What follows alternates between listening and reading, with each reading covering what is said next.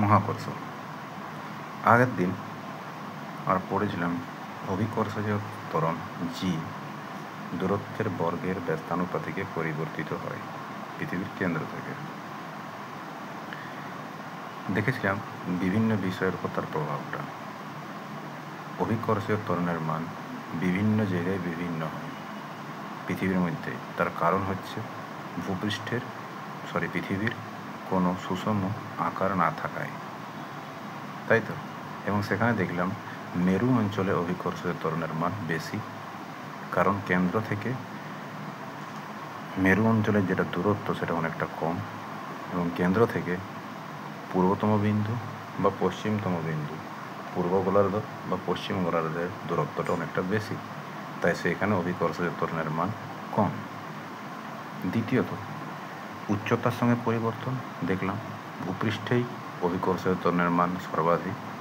যত উচ্চতায় উঠবো আমরা অভিকর্ষীয় ত্বরণের মান কমে কমে যাবে। তৃতীয়ত দেখলাম ভূপৃষ্ঠেই সর্বাধিক। ভূপৃষ্ঠ থেকে যদি পৃথিবীর অভ্যন্তরে আসা যায়, অর্থাৎ গভীরতায় যাওয়া যায় পৃথিবীর কেন্দ্রের দিকে, তখন অভিকর্ষীয় ত্বরণের মান কমে। তো ওখান থেকে স্টার্ট করছি জিনিসটা যাতে আরেকবার ক্লিয়ার হয়ে যায়।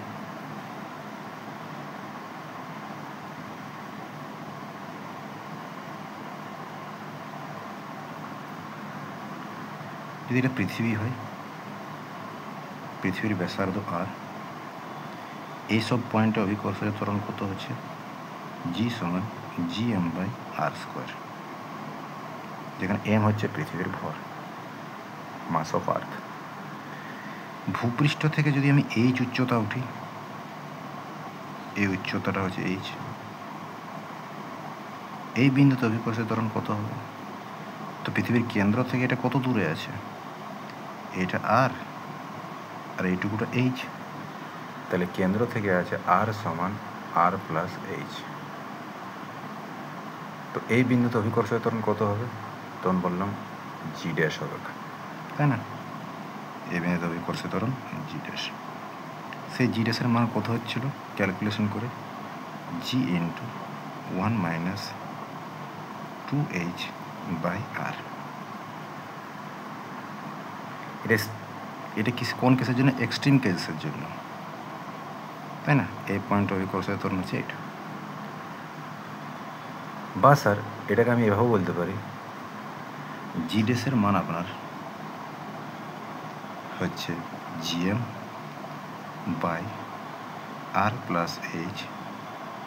তার হোল স্কোয়ার। এটা নর্মাল কেসের জন্য, এটা হচ্ছে এক্সট্রিম কেসের জন্য। এই ইকুয়েশনটা আমি তখনই কাজে লাগাবো যখন এইচের মানটা খুবই ছোট হবে আর এর তুলনায়, তখন এই ইকুয়েশনটা কাজে লাগবে। ঠিক আছে? খুবই ছোট হবে। যদি খুবই ছোট না হয় তাহলে সেক্ষেত্রে আমরা এইটাই কাজে লাগাবো। তাহলে এইখানে অভিকর্ষীয় ত্বরণ কত কমছে পৃথিবী ভূপৃষ্ঠের রেসপেক্টে। এই পৃষ্ঠে যদি এখানে যদি মাপা যায় অভিকর্ষীয় ত্বরণ কত হবে? এটাই হবে, কারণ এটা ভূপৃষ্ঠের একটা বিন্দু।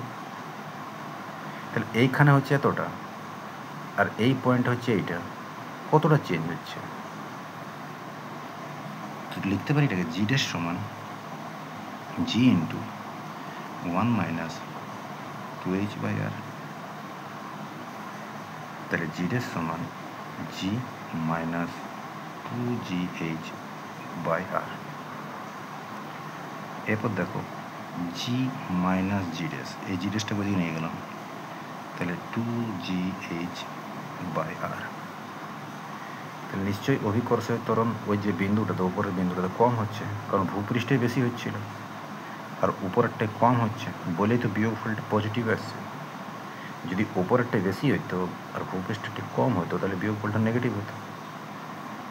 তাহলে এটা হচ্ছে অভিকর্ষীয় ত্বরণের পরিবর্তন এইচ উচ্চতায়। কতটা পরিবর্তন হচ্ছে? এই ভ্যালুটা মনে রাখবে, পরিবর্তন হচ্ছে এই ভ্যালুটা। এইচ উচ্চতায় অভিকর্ষীয় ত্বরণের পরিবর্তন হচ্ছে এত। শতকরা পরিবর্তনটা ইন্টু 100 সমান আমরা কী দেখলাম?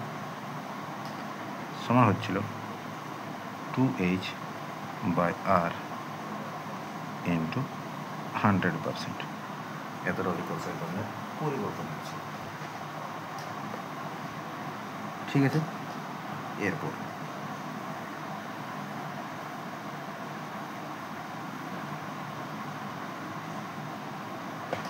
যদি আমি কেন্দ্রের দিকে যাই ভূপৃষ্ঠ থেকে, তখন আমরা কীরকম দেখতে পেলাম ইকুয়েশনটা, যে স্যার এইখানে যখন আপনি মাপছেন তখন আপনার হচ্ছে জি সমান GM বাই আর স্কোয়ার, কিন্তু ভিতরের কোনো একটা বিন্দুতে যখন আপনি মাপছেন এই বিন্দুটাতে, তখন আমরা কী দেখলাম, এই বিন্দুতে যেটা অভিকর্ষের ত্বরণ হচ্ছে, যেটা কেন্দ্র থেকে কত আছে, ভূপৃষ্ঠ থেকে এইচ গভীরতায় আমরা ঢুকেছি, তাই এইটা যদি আর হয়, এইখান থেকে পুরোটা আর, আর এইখান থেকে এইটুকুটা এইচ, তাহলে এই পার্টটা কত হবে, আর মাইনাস এইচ। তাহলে এই বিন্দুতে যেটা অভিকর্ষের ত্বরণ হচ্ছিল সেটা জি ড্যাশ, আর জি ড্যাশের মান কত হচ্ছিল জানো, জি ড্যাশের মান কত হচ্ছিল, জি ইন্টু 1 মাইনাস এইচ বাই আর। এটা আগের দিন আমি করিয়েছি তোমাদের। তো স্যার পরিবর্তন কত হচ্ছে এইচ উচ্চতায়, দেখা যাক। তাহলে জি ড্যাশ সমান G into 1 minus H by আর,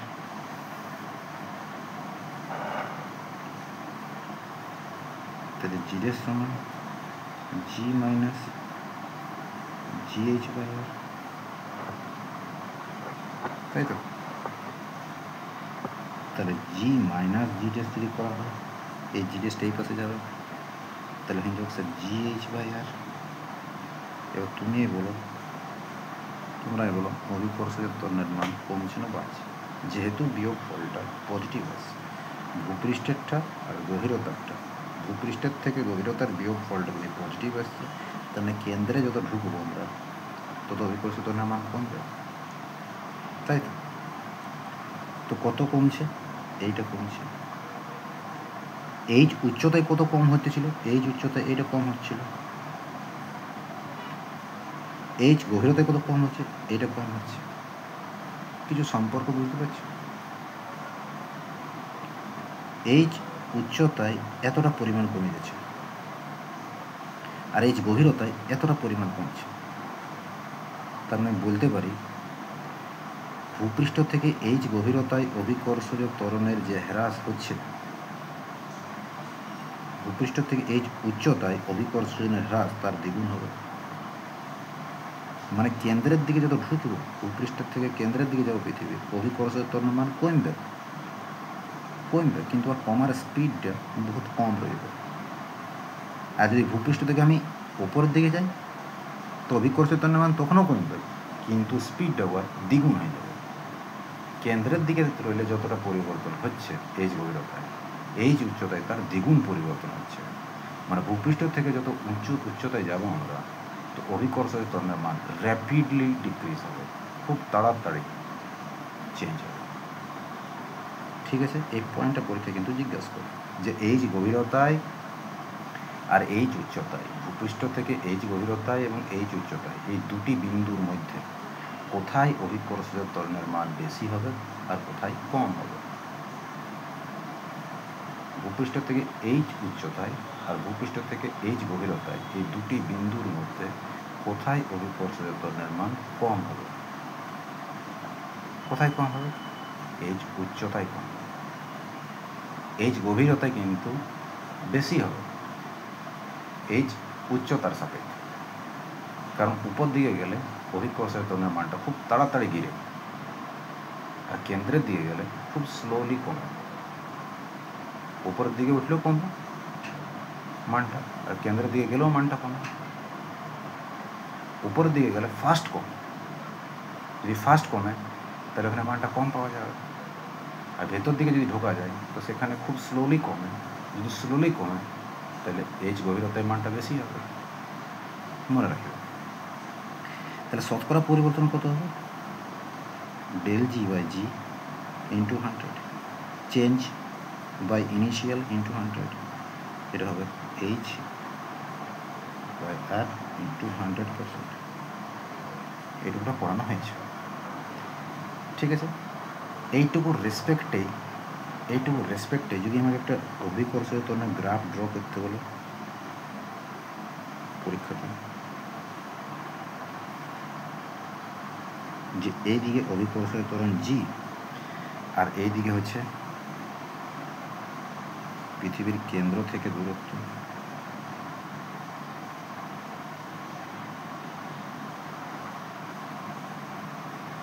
ঠিক আছে।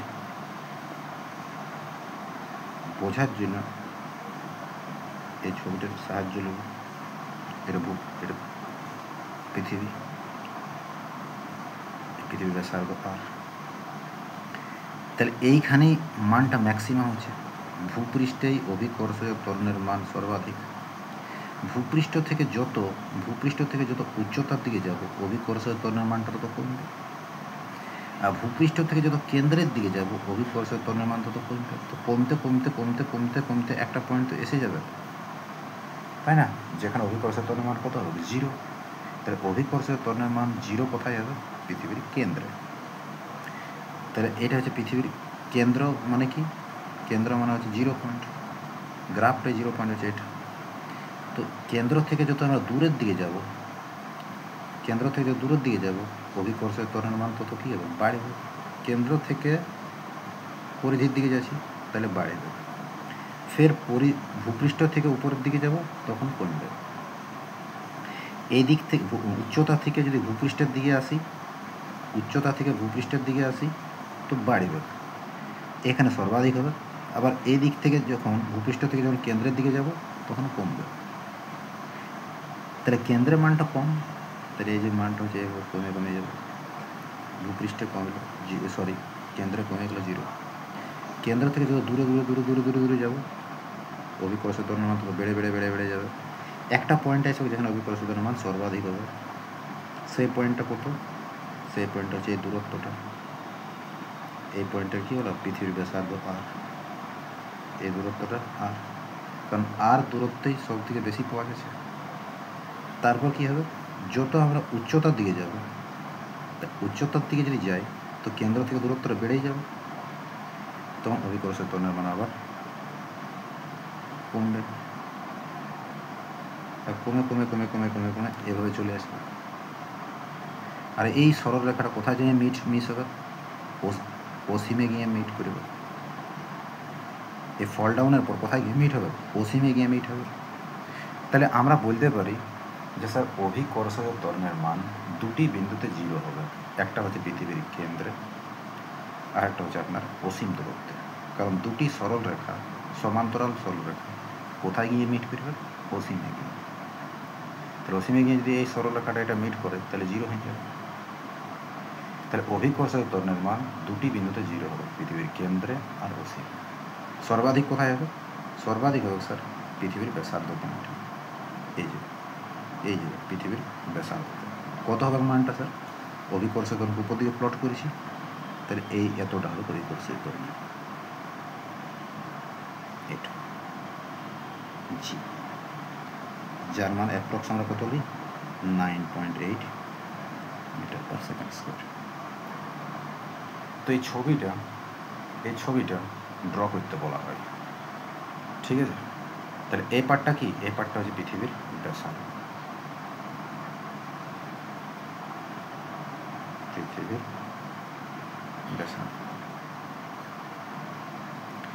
বলে দেবে অভিকর্ষীয় ত্বরণের মান পৃথিবীর কেন্দ্র থেকে দূরত্বের সঙ্গে কিভাবে পরিবর্তিত হয় তা লেখচিত্রের সাহায্যে বোঝাবো।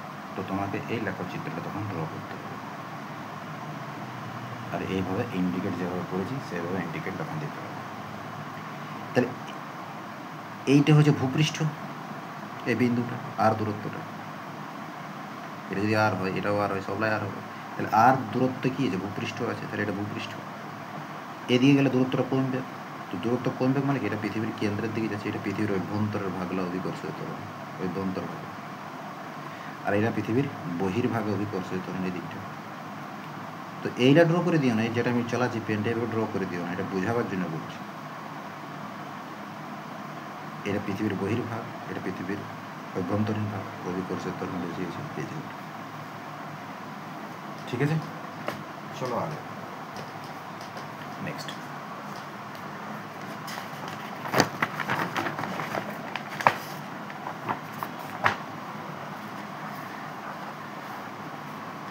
স্যার 4 নম্বর পয়েন্টটা কী ছিল?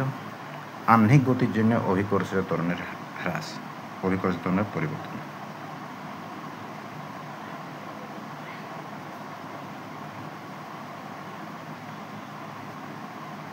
আহ্নিক গতির জন্য জি এর হ্রাস, আহ্নিক গতির জন্য জি বলতে অভিকর্ষীয় ত্বরণ এর হ্রাস।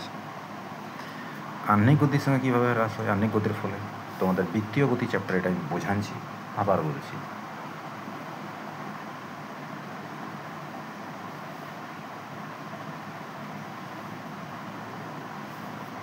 ধরুন এটা পৃথিবী, পৃথিবীর কেন্দ্র, তাই না?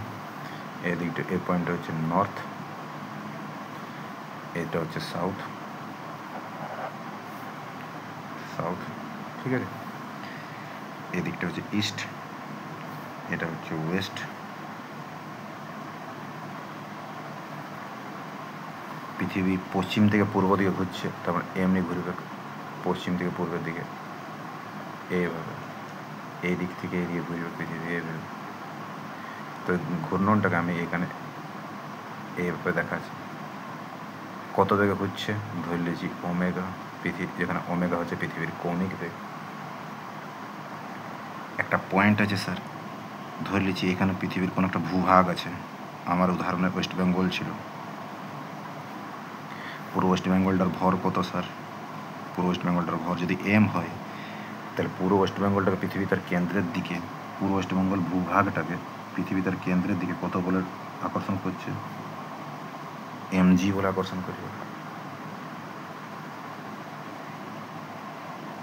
এমজি বলে আকর্ষণ করবে। বলো, যদি এই পুরো ভূভাগটা এভাবে ঘুরে, তাহলে ওয়েস্ট বেঙ্গলটাও তো ঘুরবে কীভাবে? পৃথিবীটা যদি ঘুরছে এভাবে, তো ওয়েস্ট বেঙ্গলটাও এভাবে ঘুরবে। মানে ওয়েস্ট বেঙ্গলটাও একটা বৃত্তাকার পথে ঘুরবে। তাহলে ওয়েস্ট বেঙ্গলটার ব্যাসার্ধ কত হবে? যে বৃত্তপথে ঘুরছে ওয়েস্ট বেঙ্গলটা এইভাবে ঘুরবে, তাই ওর ব্যাসার্ধ কত হবে? এইটা পৃথিবীর ব্যাসার্ধ, আর কিন্তু এইটা তো আর পৃথিবীর ব্যাসার্ধ হবে না। তাহলে ওয়েস্ট বেঙ্গলটা কত ব্যাসার্ধে বৃত্তপথে ঘুরবে? ধরে নিয়েছি আর ব্যাসার্ধে বৃত্তপথে ঘুরবে। তাহলে আমরা জানি কোনো বস্তু, ওয়েস্ট বেঙ্গলটা কোনো বস্তু হয়ে গেল, যদি আর ব্যাসার্ধের বৃত্তপথে বা কোনো বৃত্তপথে ঘুরছে, তাহলে বস্তুর উপর অভিকেন্দ্র বল থাকে যেটা ভিতর দিকে কাজ করে, আর একটা বল অপকেন্দ্র থাকে যেটা বাইরের দিকে কাজ করে।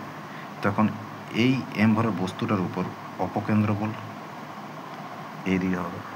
কতটা হোক অপকেন্দ্র বল? অপকেন্দ্র বলের রাশিমালা জানি এম ওমেগা স্কোয়ার আর, যেটা অভিকেন্দ্র বলের। এই বল বটে অপকেন্দ্র বল, অপকেন্দ্র বলে দুটি বল বটে ভেক্টর রাশি, দুটি উপাংশ ভাঙলে অনুভূমিক আর উলম্ব। যদি পুরো ওয়েস্ট বেঙ্গলটা পৃথিবীর কেন্দ্রে থিটা কোণে থাকে, তাইলে এই কোণটা কত হবে? থিটা হবে, কারণ একটা সরল রেখা আর দুটি প্যারালাল রেখা ইন্টারসেক্ট করছে, তাহলে অ্যাঙ্গেলটা থিটা হলে এটাও থিটা, অনুরূপ কোণ। তাহলে এই যদি বল হয় ভেক্টর রাশি, তাহলে ইয়ার এই দিকে কী হবে উপাংশটা? যদি অ্যাঙ্গেলটা মনে হয় কস থিটা, তাহলে এই দিকে অ্যাকচুয়ালি বল কত হবে? M omega square R cos theta. এরপর এই ওয়েস্ট বেঙ্গলের উপর একটা বল কাজ করছে এই বরাবর, যেটা হচ্ছে M omega square R cos theta. একটা বল পৃথিবীর অভ্যন্তর দিকে কেন্দ্র দিকে, যেটা যেটা এম জি, তাই না? ইমাজিনের জন্য ভাবো, যদি এই বলটা বেশি হয় তাহলে তো ওয়েস্ট বেঙ্গল বার হয়ে যেত ছিটকে, কিন্তু ওয়েস্ট বেঙ্গলটা এখানেই আছে, পৃথিবীর সঙ্গে জড়িত আছে এই ভূভাগটা, তখন নিশ্চয়ই এমজি বলটা বেশি ওঠে। কার রেসপেক্টে? এম ওমেগা স্কোয়ার আর কস থিটার রেসপেক্টে, কিন্তু বাধা দিছেই, তাই না? তাহলে অ্যাকচুয়ালি এইখানে পুরো ওয়েস্ট বেঙ্গলের উপর পুরো ওই বিন্দুটার উপর, পুরো বিন্দুটার উপর কার্যকর বল কত হবে? এটা যদি আমি পি বিন্দু বলি, পি বিন্দু, তাহলে আমি লিখব পি বিন্দুর ওপর, পি বিন্দুর ওপর কার্যকর বল, কার্যকর লব্ধি বল, লব্ধি বল এফ, তাই না? আর এই এফ এর মান কত হবে? পৃথিবী কেন্দ্রের দিকে mg টানছে আর বাধা কে দিচ্ছে m omega square r cos theta. তোমাদেরকে পড়াচ্ছিলি আমি গতির সমীকরণ নিউটন, তাই না? তাহলে এই বলটা সমান m ইন্টু a হবে ত্বরণ, কিন্তু এই ত্বরণটা তখন a লেখা যাবে না, এখন পৃথিবীর রেসপেক্টে বলা হয়েছে, তার মানে অভিকর্ষীয় ত্বরণ হবে। তাহলে নিশ্চয়ই আমি লিখতে পারি mg minus m omega square cos theta সমান m জি ড্যাশ। এবার তোমার মাথায় আসবে স্যার জি ড্যাশটা কি? জি ড্যাশটা হচ্ছে এই বিন্দুটার অভিকর্ষীয় ত্বরণ, এই বিন্দুটা বললাম না, এইখানে অভিকর্ষীয় ত্বরণ বেশি হবে, পোল এইখানে বেশি হবে, আর পোল থেকে যখন আমি এই দিকে আসবো অভিকর্ষীয় ত্বরণের মান ক্রমশ কমে কমে কমে কমে আসবে, বা এই দিক থেকে এদিকে আসি কমে কমে কমে কমে আসবে। যদি পূর্বতম বিন্দু থেকে একেবারে পূর্ব গোলার্ধ থেকে আমি উত্তর মেরুর দিকে যাই, বা পূর্ব গোলার্ধ থেকে আমি দক্ষিণ মেরুর দিকে যাই, অভিকর্ষীয় ত্বরণের মান কমে কমে আসবে, কারণ এখানে দূরত্বটা সর্বাধিক, এরপর যত কাছাকাছি আসবে দূরত্বটা কমে কমে আসবে। আগের দিনে বলেছি পশ্চিম থেকে উত্তর মেরুর দিকে যায় বা পশ্চিম থেকে দক্ষিণ মেরুর দিকে যায়, মেরুর দিকে গেলেই অভিকর্ষীয় ত্বরণের মান বাড়বে, আর মেরুর থেকে পূর্ব গোলার্ধের দিকে আসি বা পশ্চিম গোলার্ধের দিকে আসি অভিকর্ষীয় ত্বরণের মান কমবে, কারণ পৃথিবীর কোনো সুষম আকার নেই। তাহলে স্পেসিফিক এই বিন্দুরে কত হবে? আলাদা হবে, কত হবে? জি ড্যাশ হবে, আর আমাকে ওইটাই বার করতে বলেছে। তাহলে আমি কি লিখতে পারি এখানে এম জি ড্যাশ সমান এম কমন নিয়ে পড়ে G minus omega square R cos theta, M M cancel out, তাহলে জি ড্যাশ সমান কত হবে? জি ড্যাশ সমান হবে জি minus omega square R cos theta. তোমরাই বলো অভিকর্ষের ত্বরণের মান কমছে না বাড়ছে? অভিকর্ষের ত্বরণের মান তো জি সর্বাধিক, মানে পোলের কথাটা আলোচনা হচ্ছে এখানে। এখানে জি মানে ভূপৃষ্ঠ ধরে নেও না, কারণ ভূপৃষ্ঠেই তো আমরা সব জায়গায় আলোচনা করছি না, জি ড্যাশটাও তো ভূপৃষ্ঠের উপরে একটা কোনো বিন্দু ওঠে, তাহলে ভূপৃষ্ঠের বিভিন্ন বিন্দুতে ওঠে আলাদা আলাদা। এখানে যে জিটা নেওয়া আছে সেটা পোলের কথা আছে, তাহলে অভিকর্ষের ত্বরণের মান কমছে। কি কোন সমীকরণে কমছে? এই সমীকরণটাতে। এরপর এর দুটো কেস থাকে। নিরক্ষীয় অঞ্চলের ক্ষেত্রে কি হবে?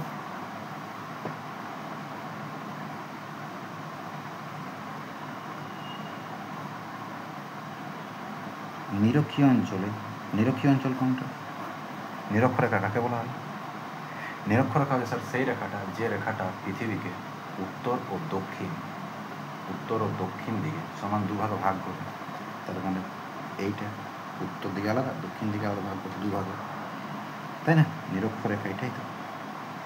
তো যদি এইখানে অ্যাঙ্গেলটা থিটা করছে এই বিন্দুটার জন্য, যদি নিরক্ষরেখা বরাবর থাকে, তার মানে এই জায়গাটি কত হবে পরিকর্ষিত, তাহলে কী হবে? এই ভ্যালুটাকে এইদিকে আসতে হবে। নিরক্ষীয় অঞ্চলে যখন আলোচনা করবো তাহলে এই পেনটাকে তাও কীভাবে ঘুরছে, এইভাবে ঘুরবে, এইটাকে নিরক্ষীয় অঞ্চল। তাহলে এখানে অ্যাঙ্গেলটা কত হবে? জিরো হবে, কারণ এখানে থিটা, এইদিকে এলে জিরো, তাই না? নিরক্ষীয় অঞ্চলের ক্ষেত্রে থিটার মানটা কত হবে? 0 ডিগ্রি। থিটার মান 0 ডিগ্রি হওয়া, তাহলে cos 0 ডিগ্রি 1, তাহলে জি ড্যাশ কত হবে? জি মাইনাস ওমেগা স্কোয়ার।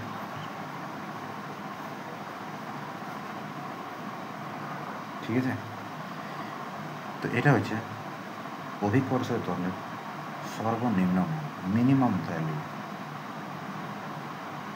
তো অভিকর্ষীয় ত্বরণের মিনিমাম মান কোথায় পাওয়া যাবে? নিরক্ষীয় অঞ্চলে পাওয়া যাবে। কত হবে মানটা? জি মাইনাস ওমেগা স্কোয়ার। মানটার পরিবর্তন কত হচ্ছে? মানটার পরিবর্তন হবে ডেল জি সমান জি মাইনাস জি ড্যাশ সমান ওমেগা স্কোয়ার আর। এই পরিবর্তনটা কী হবে? এই পরিবর্তনটা ম্যাক্সিমাম। তাহলে অভিকর্ষজ ত্বরণের পরিবর্তন সর্বাধিক কোথায় হবে? ভূপৃষ্ঠের মধ্যে, নিরক্ষীয় অঞ্চল হবে। কত হবে পরিবর্তনটা? এত হবে। হ্রাস পাবে এতটা হবে,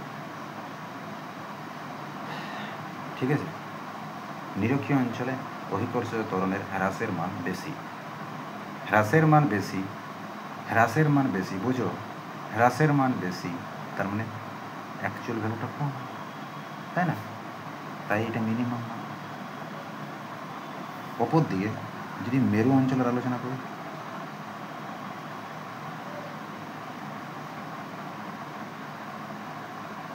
মেরু অঞ্চলের ক্ষেত্রে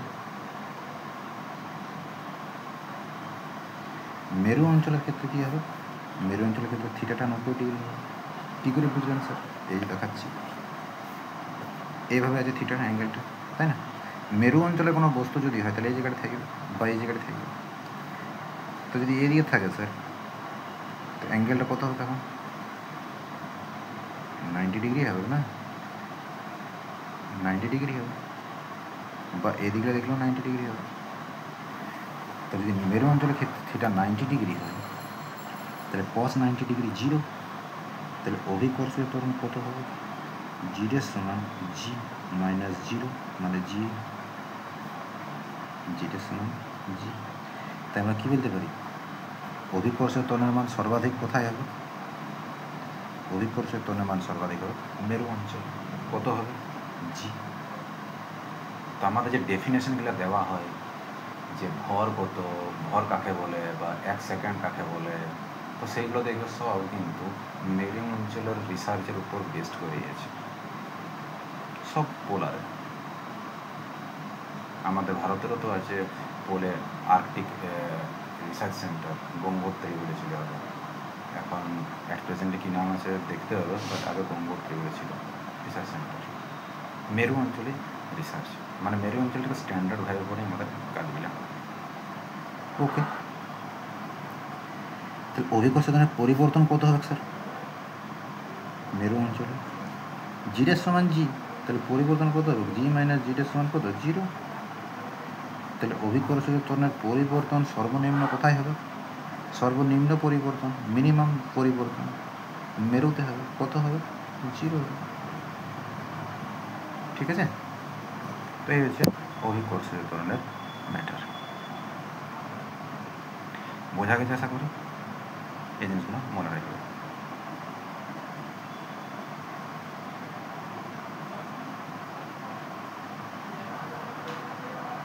আচ্ছা, এখানে হ্যাঁ একটা ক্যালকুলেশন আমার ভুল হয়েছে, সরি। এখানে আমি M G minus M omega square R cos theta, এখানে এম কোনো নিচ্ছি না, তো এখানে নিচে জিটা হবে। এখানে জিটা তো থাকবে না, এখানে থাকবে না, না ঠিকই আছে, কোনো অসুবিধা নেই। ও আমারই ভুল হয়েছিল দেখার জন্য, ঠিক আছে স্যার। নেক্সট, এরপর আসছে ক্যাপলারের সূত্র। যেমন নিউটন লজ অফ মোশন, গতির সূত্র দিয়েছিল নিউটন, 3টে গতির সূত্র, ঠিক তেমনি ক্যাপলারও সূত্র দিল, 3টে দিয়েছিল। ক্যাপলারের সূত্রাবলী, 3টে সূত্র দিয়েছিল। ওরও first law, second law, third law আছে, এরও first law, second law, third law আছে। ওর থার্ড লটা সবারই মনে আছে, আর এর থার্ড লটা সবারই মনে রাখার দরকার, ঠিক আছে।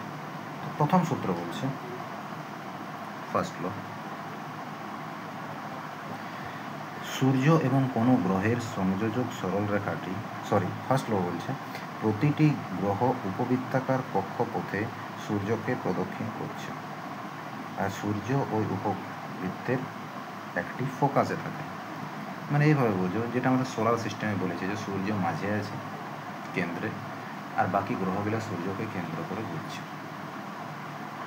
তো ওটাই বলছে প্রতিটি গ্রহ উপবৃত্তাকার কক্ষপথে সূর্যকে প্রদক্ষিণ করছে।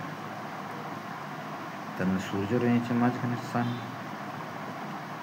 সূর্যকে কেন্দ্র করে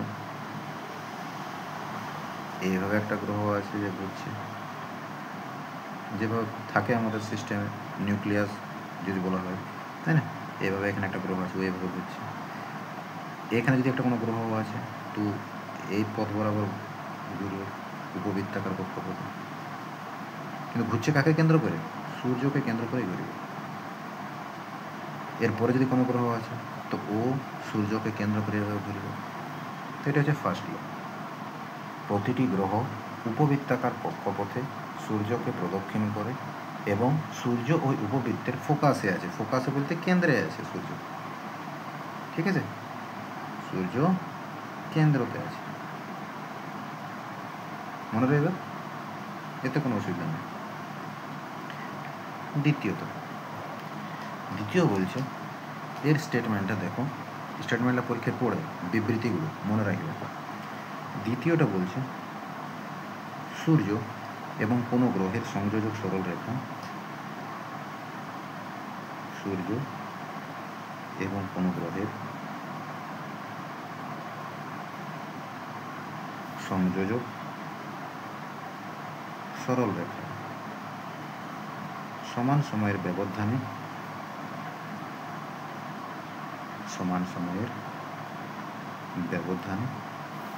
সমান ক্ষেত্রফল অতিক্রম করে।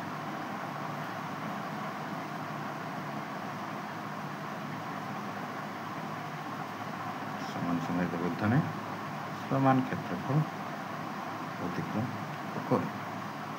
এটা বুঝবে, কিন্তু এটা জরুরি আছে। বলছি, মনে করা যাক যে বললাম যে উপবৃত্তাকার কক্ষপথ, না? তো দেখো, বহুত বড় উপবৃত্তাকার যদি কক্ষপথ হয় না, তো ওটা আমাদের রেসপেক্টে কী হবে? বৃত্তাকারেই হবে। আগে জিওমেট্রি রিলেটেড একটা নলেজ আছে, যদি তোমরা উপবৃত্ত অধিবৃত্ত এসব পড়েছ, উৎকেন্দ্রতার ম্যাটার, ঠিক আছে, তাহলে তোমরা বুঝবে যে যদি বহু বড় উপবৃত্ত থাকে তো আমরা প্রায় কনসিডার করলে যেটা বৃত্তই ওঠে। তাই তোমরা বলি না পৃথিবীর বৃত্ত, মানে পৃথিবীকে কেন্দ্র, সূর্যকে কেন্দ্র করে সবাই বৃত্তাকার পথে ঘুরছে বলে, তখনও ওটা রাইট ভাবে নেওয়া হয়। আবার বলে কেউ সূর্যকে কেন্দ্র করে সবাই উপবৃত্তাকার কক্ষপথে ঘুরছে, ওটাও রাইট। কারণ উপবৃত্তাকার যদি বহু বড় হয়ে যায়, ঠিক আছে, সেটা প্রায় বৃত্তেরই সমতুল্য বলা যাবে না, বাট সমতুল্য আমরা ভাবে পরেই ক্যালকুলেশন করি, যদিও আলাদা, কিন্তু আমাদের বোঝার জন্য ওটাই ভাবে নিতে হবে। তো ধরে নিচ্ছি সূর্য এখানে রয়েছে, এই হচ্ছে সূর্য। তো সূর্যকে কেন্দ্র করে একটা গ্রহ উপবৃত্তাকার কক্ষপথে,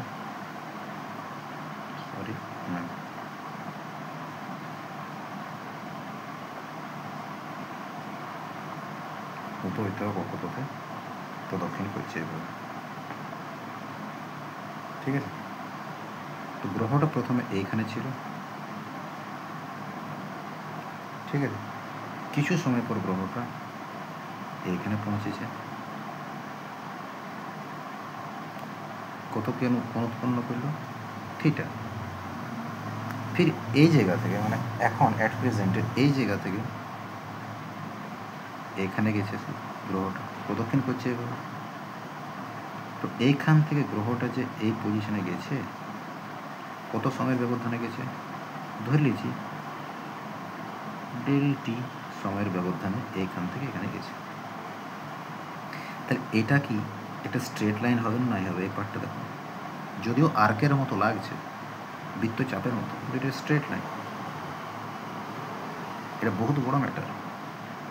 তাহলে এখানে কত কোণ উৎপন্ন হলো? ধরে নিয়েছি এখানে যে কোণটা উৎপন্ন হয়েছে সেটা হচ্ছে ডি থিটা। এই টু কোণটা কত? D theta. এই পুরো কোণটা কত? Theta plus D theta. যাই হোক, এই পজিশন থেকে এই পজিশনে যাওয়ার জন্য কেন্দ্রে কতটা কোণ তৈরি হলো? D theta. যদি সূর্যের কেন্দ্রটাকে আমি ও নাম দিই, এটাকে যদি পি নাম দিই, এটাকে যদি কিউ নাম দিই, তাহলে ট্রায়াঙ্গেল পিও কিউ থেকে আমি কী পাবো বলো, ট্যান থিটা, কিন্তু থিটা বলতে কত, ডি থিটা বা ডেল্টা থিটা, চলো ডেল্টা থিটাই লিখি মনে করো, এটা ডেল্টা থিটা। লম্ব বাই ভূমি, এবার লম্ব মানে কি পিকিউ, আর ভূমি মানে হচ্ছে ওপি। তো যদি আর ব্যাসার্ধে বৃত্তপথে ঘুরে, এই গ্রহটা পৃথিবী সূর্যকে কেন্দ্র করে আর ব্যাসার্ধে বৃত্তপথে ঘুরছে, তাহলে নিশ্চয়ই এই লাইনটাও আর হবে, এই লাইনটাও আর হবে না? তোমাদেরকে পড়াচ্ছি, থিটা যদি খুবই ছোট হয় তাহলে ট্যান থিটাকে আমরা থিটা কনসিডার করি, তাহলে আমার অ্যাঙ্গেলটা কত হবে, ডেল থিটা। তাহলে ট্যান ডেল থিটাকে আমি ডেল থিটা ভাবছি। ডেল মানে খুবই ছোট জিনিস।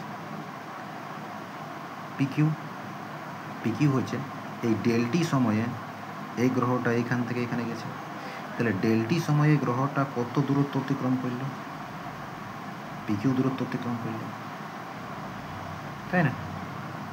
আর ওপি মানে স্যার আর, তাহলে অ্যাকচুয়ালি পিকিউ কত হলো, পিকিউ হয়ে গেল আর ইন্টু ডেল থিটা। ঠিক আছে,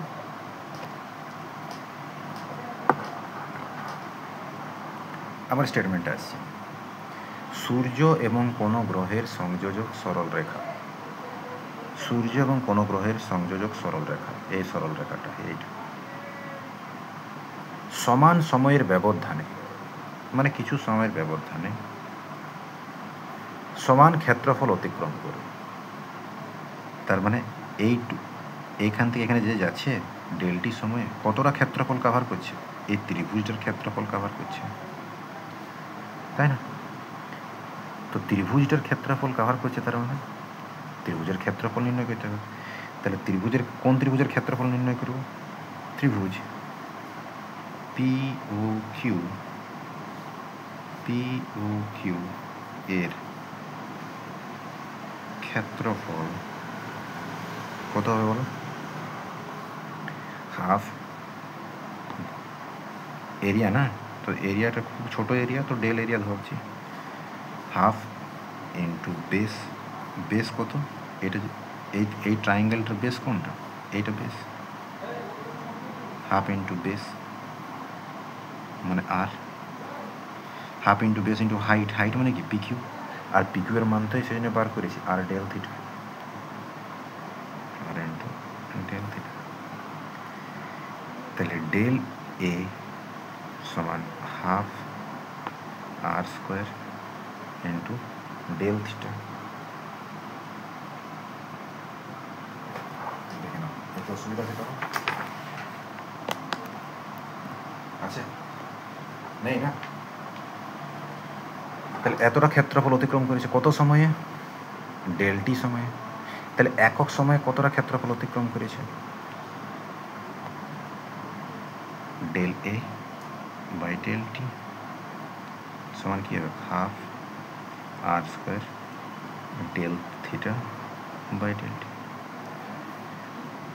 ডেল থিটাটা কি, ডেল থিটাটা হচ্ছে কৌণিক সরণ, বৃত্তীয় গতি পড়াচ্ছি, তাহলে কৌণিক সরণ বাই সময় মানে কৌণিক বেগ,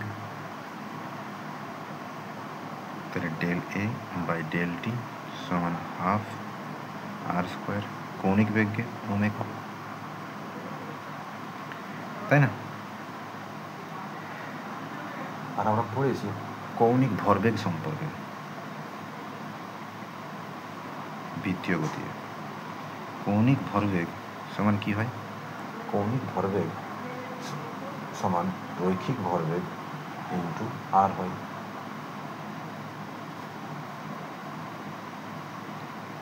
রৈখিক ভরবেগ ইন্টু যে পথে ঘুরছে তার ব্যাসার্ধটা আর। কৌণিক ভরবেগকে এল দ্বারা লেখা হয়, রৈখিক ভরবেগকে দেখবে এমভি বা পি দ্বারা লেখা হয় ইন্টু আর। বৃত্তীয় গতি আমরা পড়েছি ভি সমান ওমেগা আর হয়, তাহলে ভি এর জায়গায় যদি ওমেগা আর লিখি, ওমেগা আর ইন্টু আর, তার মানে এম ওমেগা আর স্কোয়ার।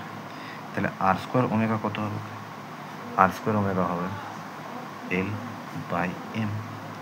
তাহলে অ্যাকচুয়ালি ডেল এরিয়া ছোট এরিয়াটা বা টাইম মানে একক সময়ে কতটা ক্ষেত্রফল অতিক্রম করছে সেটা হবে এল বাই 2m, যেটা কিন্তু কনস্ট্যান্ট। তাহলে সূর্য ও কোনো গ্রহের সংযোজক সরল রেখা সমান সময়ের ব্যবধানে সমান ক্ষেত্রফল অতিক্রম করে, মানে ইউনিট টাইমে যতটা এরিয়া কভার করছে সেটা কনস্ট্যান্ট। এখন এই 1 সেকেন্ড যতটা করলো, পরের 1 সেকেন্ডও ততটাই করবে, তারপরের 1 সেকেন্ডও ততটাই করবে, তারপরের 1 সেকেন্ডও ততটাই করবে। প্রতি একক সময়ে যে ক্ষেত্রফলটা অতিক্রম করবে সেটা কনস্ট্যান্ট থাকবে, সেটা চেঞ্জ হবে না। এটাই হচ্ছে কেপলারের দ্বিতীয় সূত্র। এখানে মনে রাখার বিষয় আছে, স্যার এই সূত্রটা তো প্রপার একেবারেই কোনো নাই, ভ্যালিড, কিন্তু মনে রাখবে যদি কোনো বহিস্থ বল ক্রিয়া না করে, যদি কোনো এক্সটার্নাল ফোর্স ক্রিয়া না করে তবেই এটা ঠিক আছে। যদি কোনো এক্সটার্নাল ফোর্স কাজ করছে তখন ভ্যালুগুলোতে চেঞ্জ আসবে। তো এটা হচ্ছে কেপলারের দ্বিতীয় সূত্র। এটার প্রমাণ পরীক্ষায় পড়ে, তো তোমাকে এইভাবেই করে যেতে হবে, ঠিক আছে? নেক্সট, কেপলারের তৃতীয় সূত্র।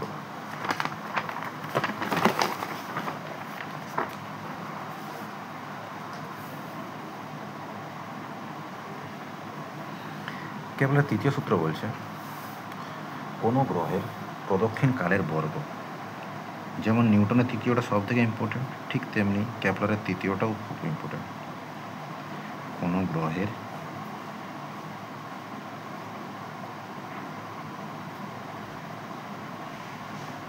প্রদক্ষিণ কালের বর্গ, কোনো গ্রহের প্রদক্ষিণ কালের বর্গ তার অর্ধপরাক্ষের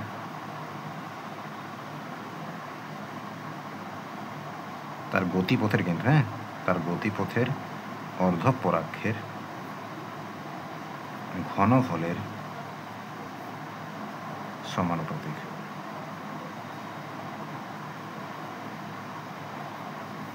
তার কক্ষপথের, লেখাটা বেস্ট হবে, তার কক্ষপথের অর্ধপরাক্ষের ঘনফলের সমানুপাতিক। বলছি আমি কি বললাম এই চ্যাপ্টারে, যে যদিও গ্রহগুলো উপবৃত্তাকার কক্ষপথে প্রদক্ষিণ করছে, তাই না, কিন্তু কনসিডার যখন আমরা করছি তখন আমরা বৃত্তের ক্যালকুলেশন করেই করছি, বৃত্তাকার ভাবে করে করছি। তো যদি তোমরা পড়ো সেক্ষেত্রে তো দেখবে অর্ধপরাক্ষ বলতে কী হয়, যদি এটা একটা উপবৃত্ত হয় মনে করো, ঠিক আছে, তো অর্ধপরাক্ষ হচ্ছে এই পার্টগুলো, একটাকে উপাক্ষ বলা হয়, একটা অর্ধপরাক্ষ বলা হয়। উপবৃত্তের এইটা, কারণ এটা আলাদা বটে, এটা আলাদা, ঠিক আছে, এটা আলাদা আর এটা একই জিনিস, এটা এক ভ্যালু, এটা এক ভ্যালু। কিন্তু বৃত্তের ক্ষেত্রে কি হয়, বৃত্তের ক্ষেত্রে স্যার ক্যালকুলেশনটা ইজি হবে, কারণ সব জায়গায় কী হবে, আর দূরত্বই হবে, ব্যাসার্ধ। তো আমরা এটাকে বৃত্ত ভেবে পরে যদি কাজটা করি তো আমার সুবিধা হবে, ঠিক আছে। তো তাই আমি বৃত্ত ভেবে পরে ভাবছি, যদিও পড়ার সময় স্টেটমেন্ট বিবৃতি লেখার সময় আমরা লিখব কক্ষপথের অর্ধপরাক্ষ, বিবৃতি লিখব, কিন্তু যখন আমরা বুঝবো নিজের থেকে তো এটাকে বৃত্তভাবেই বুঝবো, তাহলে সুবিধা হবে, ঠিক আছে। তো এটা প্রমাণ করতে হবে, অর্থাৎ সে বলছে যদি কোনো একটা গ্রহ এখানে আছে মনে করো, আর এই গ্রহটাকে কেন্দ্র করে একটা ছোট গ্রহ এইভাবে ঘুরছে,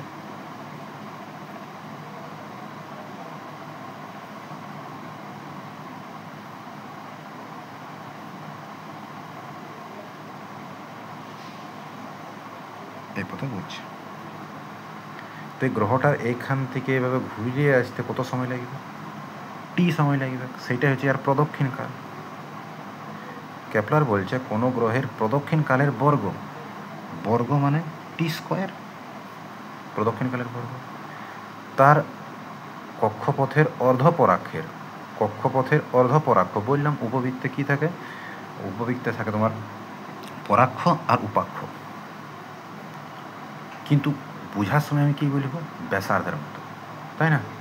তো কক্ষপথের অর্ধপরাক্ষ, অর্ধপরাক্ষ বললাম বোঝার মতো ব্যাসার্ধ, তাহলে ব্যাসার্ধের ঘনফলের সমানুপাতিক। তো কেপলারের তৃতীয় সূত্রের গাণিতিক রূপ হচ্ছে এটা, T square proportional to R cube. T square proportional to R, আর আমাকে এটাই প্রমাণ করে দেখাইতে হবে, ঠিক আছে? তো চলে প্রমাণটা দেখি, ধ্যান দিয়ে বুঝলাম। মনে করা যাবে এই যে গ্রহটা যেটাকে কেন্দ্র করে ঘুরছে, এটা কোনো গ্রহ হইতে পারে। আমাদের সোলার সিস্টেমের বললে সূর্যকে বলব, পৃথিবী আর চাঁদের আলোচনা করলে এটা পৃথিবী হবে, এটা চাঁদ হবে, কোনো গ্রহ হইতে পারে, ঠিক আছে?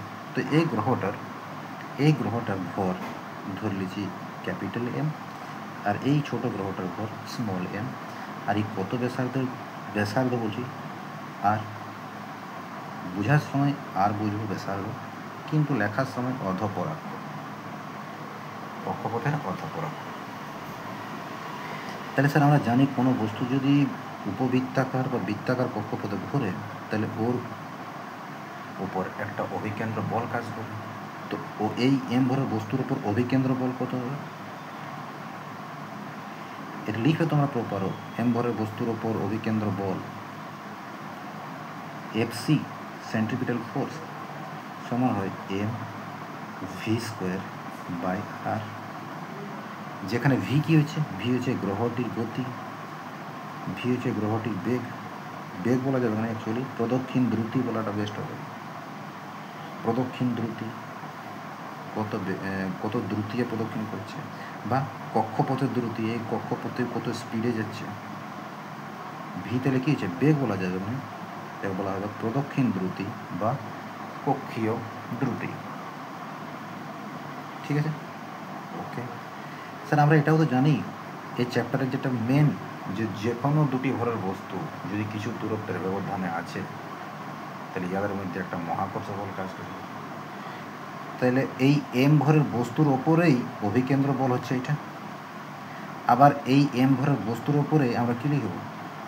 ক্রিয়াশীল মহাকর্ষ বল। এম ভরের বস্তুর ওপর ক্রিয়াশীল মহাকর্ষ বল কত হবে? ওটা এফ সমান G into M M by R square. এবার কেন্দ্রের মধ্যে দূরত্বটা কত? আর এই ভেবে নিচ্ছি। তাহলে এই যে বস্তুটা এইভাবে ঘুরছে বৃত্তপথে, কিসের জন্য ঘুরছে? এই মহাকর্ষ বলটার জন্যই ঘুরছে। তবে নিশ্চয়ই অভিকেন্দ্র বল আর মহাকর্ষ বল সমান হবে। এই অভিকেন্দ্র বলের যোগানটা কে দিচ্ছে? সাপ্লাইটা। এই বস্তুটা যেভাবে ঘুরছে তার জন্য অভিকেন্দ্র বল দরকার। ওই অভিকেন্দ্র বলের যোগানটা কে দিচ্ছে? ইয়ার আর ইয়ার মধ্যে যে আকর্ষণ বলটা আছে, মহাকর্ষ বলটা। এবার লিখবে এই এম ভরের বস্তুর ওপর অভিকেন্দ্র বল এর যোগান দেয় এদের মধ্যবর্তী মহাকর্ষীয় বল, অর্থাৎ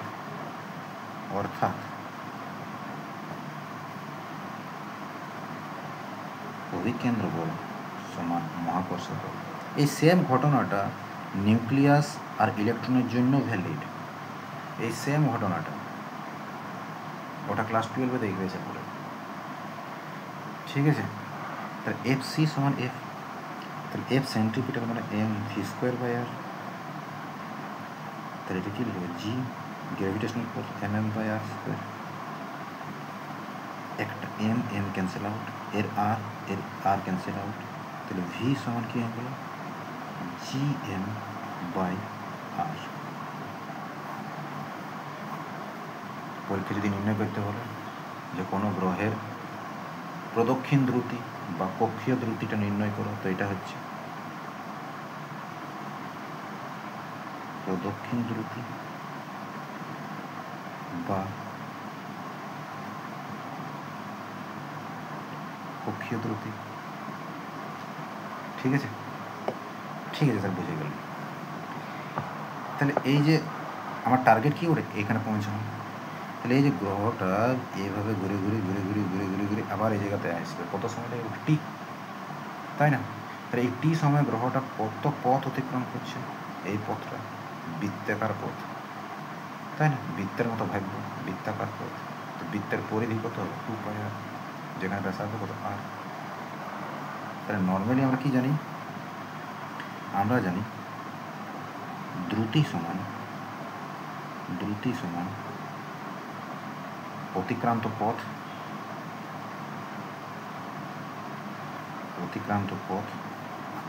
বাই সময়, তাই না? ও দ্রুতি কত? v। অতিক্রান্ত পথ কত? 2πr। আর সময় কত? ঘুরে আসতে পর্যায়কাল, প্রদক্ষিণ কালটি। তাহলে টি সমান কত হবে? 2πr by V. আর ভি এর ভ্যালু বার করেছি, root over of, sorry V square আছে, root over of GM by R হবে। তাহলে লিখতে পারি টি সমান 2π রুট ওভার জিএম বাই আরটা উপরে উঠে যাবে। আর এই আরটা তো যখন রুটের ভিতরে ঢুকবে তো আর স্কোয়ার হবে, আর আর স্কোয়ার ইন্টু আর মানে আর কিউ হয়ে যাবে। তাহলে আলটিমেট টি স্কোয়ার যদি স্কোয়ার করে দিই তাহলে কী হবে? 4π square by GM into R cube. G constant, পৃথিবীর ভর কনস্ট্যান্ট বা অন্য বস্তুর ভর হলেও কনস্ট্যান্ট। তাহলে T square proportional to R cube. এই হচ্ছে ক্যাপলারের থার্ড ল। এগুলো অবধি তোমাকে প্রমাণ করতে হবে। যদি পরীক্ষায় এটা নির্ণয় করতে বলতে পারে, ওই যে গ্রহটি ঘুরছে, প্রদক্ষিণ করছে, ওর প্রদক্ষিণ দ্রুতি কত বা কক্ষীয় দ্রুতি কত? তো কক্ষীয় দ্রুতি হয়ে যাবে এটা v। আবার কোনো প্রশ্নে দিয়ে দেয় যে কক্ষীয় দ্রুতিটা তো ঠিক আছে, এক কাজ বলো কৌণিক বেগটা কত হবে? তো আমরা জানি এই যে গ্রহটা ঘুরছে ওরা এই কক্ষীয় দ্রুতিটা জানি, কৌণিক বেগটা কত হবে? আমরা জানি ভি সমান ওমেগা ইন্টু আর। ওমেগা হচ্ছে কৌণিক বেগ, তাহলে ওমেগা সমান কত হবে? V by R. আর ভি এর মান তো জানি root over of G M by R. আর এই 8 জনের রুটের ভিতরে ঢুকবে তো কি না আর কিউ, অর্থাৎ ওমেগা সমান root over of G M by R cube. তো এই তিনটা ইকুয়েশন খুব জরুরি আছে, এইটাও। যেহেতু আমার এখন লক্ষ্য আছে এটা প্রমাণ করা, তাই আমি প্রমাণ করে দেখালাম।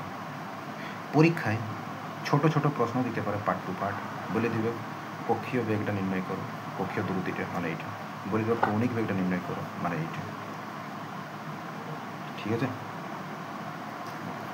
একটা জিনিস যদি লক্ষ্য করো, আমরা কার নির্ণয় করছি? প্রদক্ষিণ কালেই বলি বা কক্ষীয় দ্রুতিই বলি বা কৌণিক বেগে বলি, কার নির্ণয় করছি? যে প্রদক্ষিণ করছি এর ভর কত? ছোট এম, স্মল এম, তাই না? এই গ্রহের ভর কত? Small M. তো দেখো তুমি এই স্মল এম আমরা নির্ণয় করছি ওই ছোট বস্তুটার প্রদক্ষিণ দ্রুতি, ছোট গ্রহটার প্রদক্ষিণ দ্রুতি, কিন্তু ওর ভরের সঙ্গে ডিপেন্ডেন্সি নেই। গ্রহটির প্রদক্ষিণ দ্রুতি ওর ভরের উপর নির্ভরশীল নয়, না গ্রহটির কৌণিক বেগও কিন্তু ওর ভরের উপর নির্ভরশীল নয়, নাকি গ্রহটির প্রদক্ষিণ কাল ওর ভরের উপর নির্ভরশীল নয়। অর্থাৎ কোনো বস্তু, কোনো গ্রহই হোক, যদি কাউকে কেন্দ্র করে ঘুরছে তাহলে তার কক্ষীয় দ্রুতি, তার কৌণিক বেগ আর তার পর্যায়কাল কিন্তু ওই বস্তুটির বা ওই গ্রহটির ভরের উপর নির্ভরশীল নয়।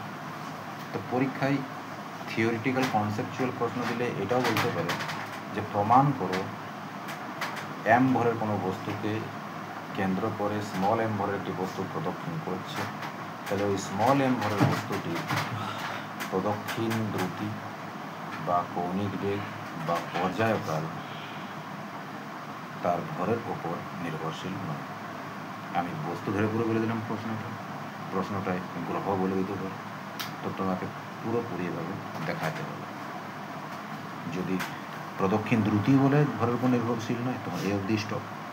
যদি তোমাকে কৌণিক বেগ প্রমাণ করতে বলে, কৌণিক বেগ ভরের উপর নির্ভরশীল নয়, তখন এই অবধি স্টপ।